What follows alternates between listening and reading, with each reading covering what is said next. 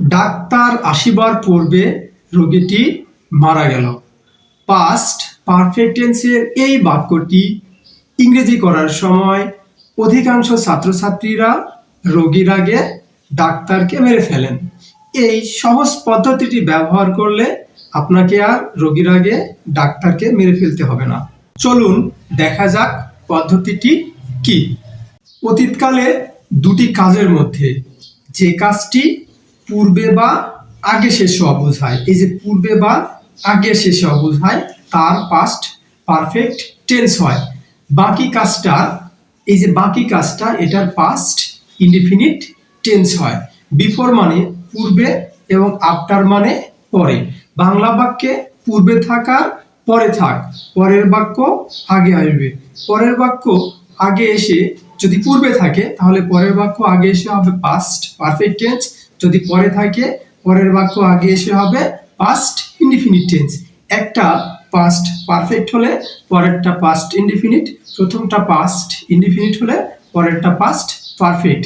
আমরা এও জানি প্রিপোজিশনের নিয়ম অনুযায়ী বিফোরের পূর্বে এবং আফটারের পরে পাস্ট পারফেক্ট টেন্সটা বসে।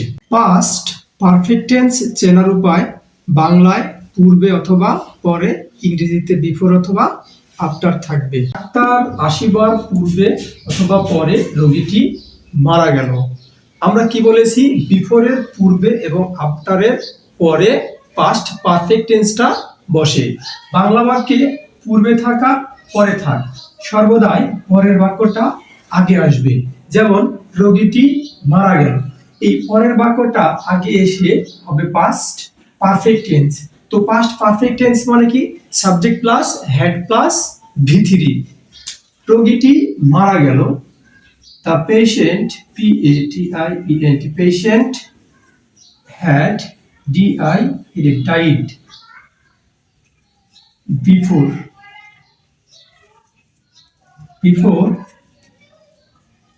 the doctor came। এরপরে পরে দিয়ে বাক্যটা আমরা তৈরি করলাম। তাহলে ডাক্তার আসিবার পরে রোগীটি মারা গেল। এবারে আফটার দিয়ে করব। তারপরেও আমাদেরকে এই পরের বাক্যটা আগে আনতে হবে।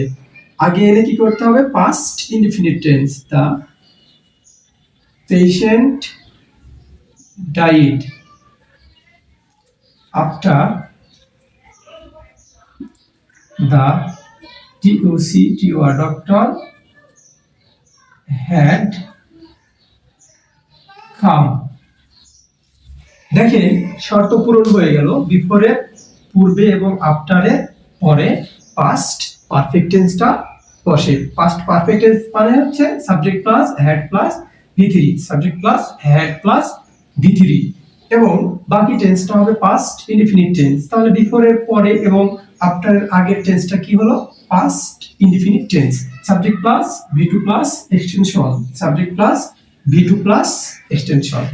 সে খাওয়ার পূর্বে অথবা পরে তারা এসেছিল।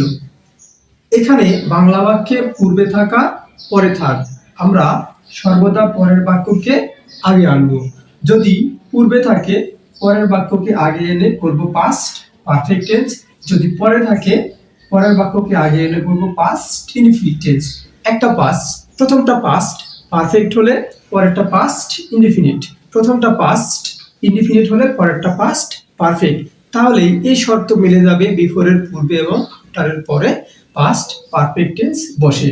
তারা এসেছিল, they had come, subject plus had plus ভি3, অর্থাৎ বিফোরের পূর্বে পাস্ট পারফেক্ট টেন্স হয়েছে হি এট, সে খেয়েছিল। বিফোরের পরে পাস্ট ইনডিফিনিট টেন্স হয়েছে they come after he had eaten। আফটারের পূর্বে পাস্ট ইনডিফিনিট টেন্স হয়েছে এবং আফটারের পরে he had eaten past perfect tense হয়েছে। তবে শর্তটা মিলে গেল, বিফোরের পূর্বে এবং আফটারের পরে পাস্ট পারফেক্ট টেন্সটা বসে। আর আমাদেরকে মনে রাখতে হবে পূর্বে থাকা পরে থাক, পরের বাক্য আগে আসবে। যদি পূর্বে থাকে পরের বাক্য আগে এসে করবো পাস্ট পারফেক্ট টেন্স, যদি পরে থাকে পরের বাক্য আগে এনে করবো পাস্ট ইনডিফিনিট টেন্স। একটা পাস্ট পারফেক্ট টেন্স হলে আরেকটা পাস্ট ইনডিফিনিট, একটা পাস্ট ইনডিফিনিট হলে আরেকটা পাস্ট পারফেক্ট টেন্স। ধন্যবাদ সকলকে।